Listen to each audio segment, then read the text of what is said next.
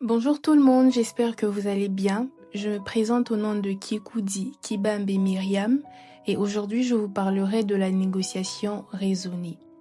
Quand on parle souvent de négociation, on imagine un bras de fer où chacun fait pression et l'un finit par céder.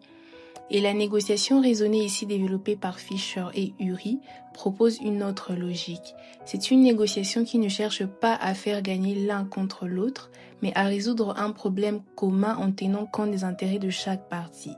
Et cette approche est souvent utilisée dans les organisations où l'on doit souvent continuer à travailler en équipe après une négociation. L'élément central de la négociation raisonnée est la distinction entre la position ou les positions et les intérêts. Une position, c'est ce que l'on demande, c'est un objectif, et un intérêt, c'est la raison profonde pour laquelle on le demande. Par exemple, lorsqu'un étudiant demande une prolongation de délai pour rendre son travail, sa position est qu'il veut plus de temps et son intérêt réel peut être la peur de rendre un travail de mauvaise qualité ou une contrainte familiale. Et si l'enseignant traite uniquement la position, il refuse ou accepte. Et s'il traite l'intérêt, il peut proposer une autre solution comme un travail allégé ou un rendu progressif. À présent, je vais vous parler des 4 principes de la négociation raisonnée. Le premier principe qui consiste à séparer la personne du problème, comme nous le voyons sur l'image où il y a une fissure qui est un problème et il y a une personne juste à côté.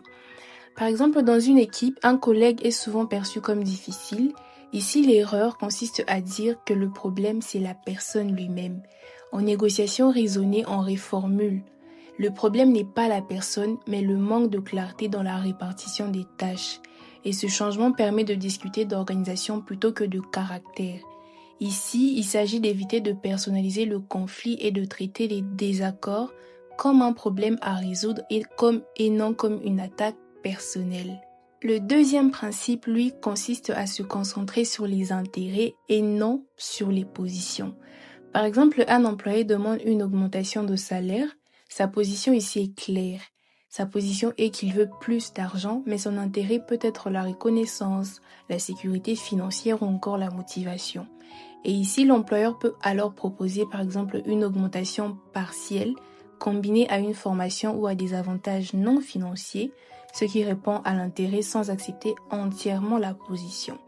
Et les positions figent la négociation alors que les intérêts permettent de comprendre ce qui compte réellement pour chaque partie. Le troisième principe qui consiste à inventer des options gagnant-gagnant. Je prends l'exemple où dans un petit commerce, 2 vendeurs se disputent le même créneau horaire très fréquenté.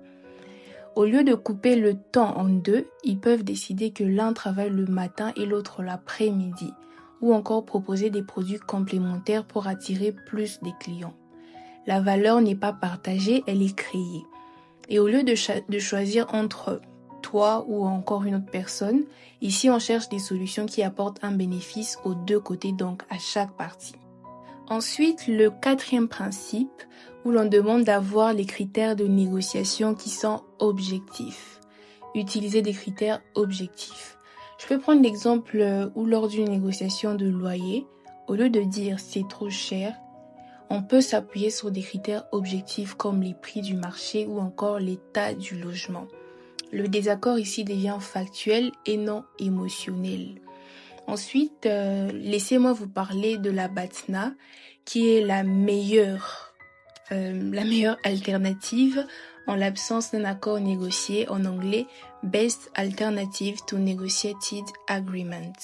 C'est un élément clé de la négociation raisonnée, c'est-à-dire la meilleure alternative en cas de non-accord.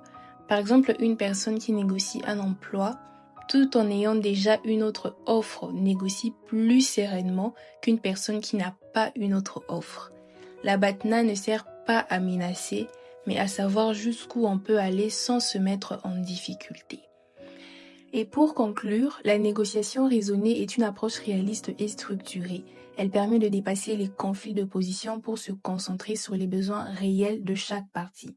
Et en séparant les personnes du problème, en cherchant des solutions gagnant-gagnant et en s'appuyant sur des critères objectifs, cette négociation favorise des accords durables et des relations professionnelles plus saines.